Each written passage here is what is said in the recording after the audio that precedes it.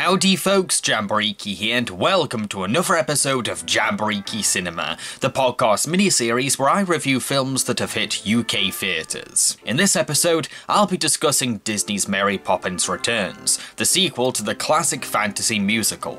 Many years have passed and the Banks children, Jane and Michael, are all grown up. Jane lives in a flat on the other side of London, while Michael lives in his parents' home with his 3 children. Things are tough for Michael, as not only has he lost his wife this year, but his house will be repossessed if he can't pay a loan back to the bank in time. One day, something magical happens. Jane and Michael's fantastical super nanny, Mary Poppins, has returned to the Banks' house, and wants to help this family once again. While going on amazing adventures with Mary, the Banks kids uncover a conspiracy at the bank, involving a scheme to repossess as many houses as possible.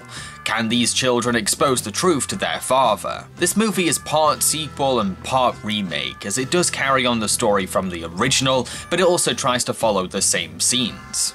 On the one hand, this does kind of make the film predictable, because it wants to tick all the boxes of a checklist in a bit to stick to the original's narrative beats, and it even challenged my suspension of disbelief, because it was hard to convince myself that the same events were happening all over again. On the other hand, the film does try to add a twist to each retread sequence, so even though I could tell what would happen next, I was never entirely sure how the film would spin the scene it's attempting to recapture. Today's technology helps to make these updated scenes seem different too, because computers can now help the effects look even more believable and far more polished. We are tracking along the same path that the original set out on, but attempts are being made to make the film its own version, so I can't say that it's not trying to be unique. Most notably, instead of letting workaholism kill Michael's inner child, it's something else, the death of his wife and the stress over possibly losing his family home.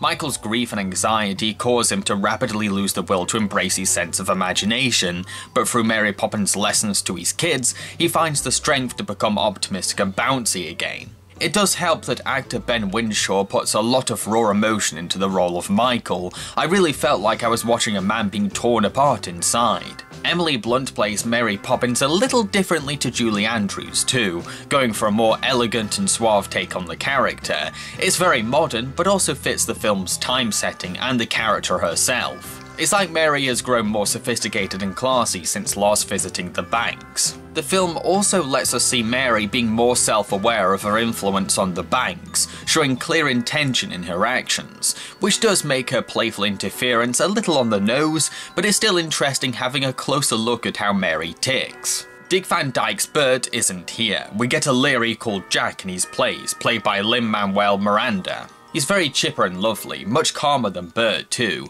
I found myself feeling safe around him. There's a laid-back gentleness to his character that's quite comforting. Plus it's cute to see Mary playing matchmaker with him and Jane.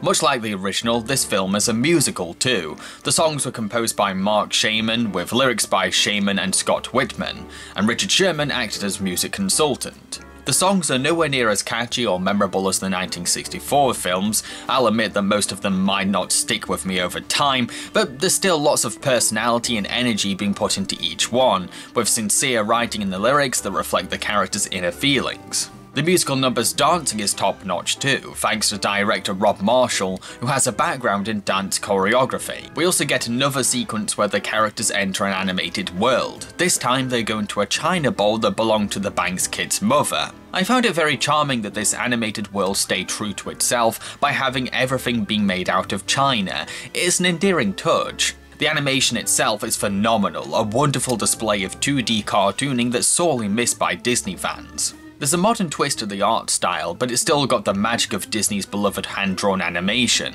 The company even brought back many veterans of hand-drawn Disney animation to draw contributions to the sequence, and you can tell that experienced hands are behind the pencils. Another interesting thing about this movie's animation world is how some of the animated characters are meant to mirror the villains of the Bank, with the same actors voicing them too. It's a cool idea that adds a clever juxtaposition to these parallel worlds. The film features some special appearances as well, from Angela Lansbury and Dick Van Dyke, with Lansbury as a balloon saleswoman and Van Dyke playing the bank's owner. Neither overstayed their welcome and both show that age hasn't worn down their talent. They're in their 90s now, but their enthusiasm for Disney whimsy makes them very youthful. You can tell that they are truly happy to be on the set. To conclude, Mary Poppins Returns is very much treading the same ground as the original, but it's still a very fun movie that pays loving tribute to the 1964 film while giving its own spin on it. You can tell that everyone who made it loved the original Mary Poppins and really enjoyed paying homage to it. It knows how to put on a colourful, lively spectacle and has a lot of heart to its drama too. Plus it teaches good lessons to kids too, like the benefits of reading a book and the achievements you can accomplish if you look at something at a different angle. Not to mention, Emily Blunt is witty and charming as Mary Poppins, bringing her own flavour while being faithful to the character. It's also great to see Disney's hand-drawn animation on the big screen again, proving that the company should really bring this medium to the cinema more often. Mary Poppins Returns may not be as restrained or enigmatic as the original, but it captures the whimsy and wholesomeness perfectly, and I'll happily watch it again when I need a big smile. If you want more Mary Poppins after watching the original, it's worth checking out. I've been Jambareeqi and I hope you enjoyed this review. If you did, then feel free to subscribe to my channel. I've also reviewed the original Mary Poppins on my channel, so feel free to check that out. Cheerio, folks.